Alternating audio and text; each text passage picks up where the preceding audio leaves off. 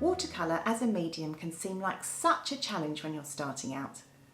One of the wonderful and scary things about watercolour is that it's an unpredictable medium. At least it can appear that way at first glance. So that's why it's so important to learn how the paint is likely to behave. And the more familiar we are with the way the watercolour behaves when using certain techniques, the more we demystify the natural unpredictability of this medium.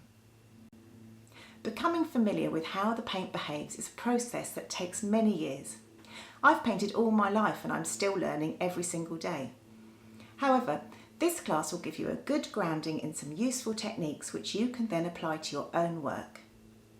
In this class we are going to learn 18 watercolour techniques and work towards understanding how and why the paint behaves in the way that it does. You'll create resource sheets of these techniques as a reference for your future paintings.